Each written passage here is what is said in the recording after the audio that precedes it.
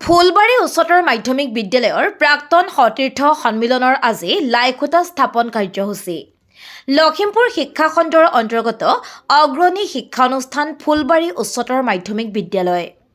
1961 চনতে স্থাপিত হোৱা এই ফুলবাৰী উচ্চতৰ মাধ্যমিক বিদ্যালয়খনৰ লগতে অঞ্চলটোৰ শৈক্ষিক সামাজিক দিশসমূহ আলোচনা কৰাৰ লগতে অতীত ৰোমন্থনৰ উদ্দেশ্যে অহা ইংৰাজী জানুৱাৰী মাহৰ 17, 18 আৰু 19 তাৰিখে তিনিদিনীয়াকৈ উদযাপন কৰিবলৈ লোৱা এই প্ৰাক্তন সতীৰ্থ সন্মিলনখনৰ আজি লাইখুটা স্থাপন।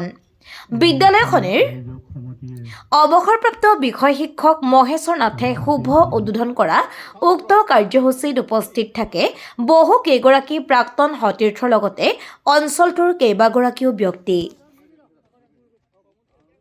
তেখেতসকলে এতিয়া মোৰ মনত পৰিছে, দুখো লাগিছে।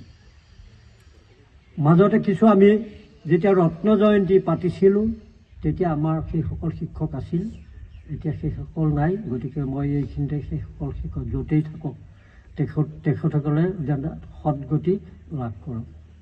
অতিথিসকলে যাতে কোনো ধৰণৰ আপ্যায়নত অসুবিধা নাপায় তাৰ বাবে আমাৰ বিদ্যালয়ৰ শিক্ষক বন্ধু তথা ছাত্ৰ ছাত্ৰীসকলকো মই এই সুযোগতে আহ্বান জনাইছোঁ যাতে নিজৰ ঘৰৰ আলহী হিচাপে সকলোকে তেখেতসকলে অভ্যৰ্থনা কৰিবলৈ আগবাঢ়ি আহে। ফুলবাৰী উচ্চতৰ মাধ্যমিক বিদ্যালয়ৰ যি সতীৰ্থ সন্মিলন আৰম্ভ কৰা হৈছে 17, 18, 19 তাৰিখে এইটো সমাপ্ত হ'ব।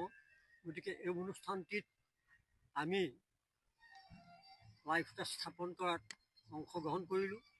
আৰু লগতে সকলোকে আমি এটাই অনুৰোধ যাতে এই অনুষ্ঠানটো সবল হওক, সকলোৱে জানক, ফুলবাৰীৰ নাম উজ্জ্বল হওক, তাৰ কাৰণে আপোনালোকৰ ওচৰত আমি কামনা কৰি আমাৰ এই বক্তব্য সামৰিছোঁ। আমি আজি এই লাইখুটা স্থাপনৰ পৰা আৰম্ভ কৰি 1961 চনৰ পৰা আজি কোপতি 65 বছৰ, সুদীৰ্ঘ 65 বছৰ কাল ফুলবাৰী উচ্চতৰ মাধ্যমিক বিদ্যালয়ৰ প্ৰাক্তন ছাত্ৰ ছাত্ৰীসকলে যি ভাগ সন্মিলনী পাতিবলৈ লৈছোঁ সেই সন্মিলনী ভাগ 17, 18, 19 জানুৱাৰীত উদযাপন কৰা হ'ব।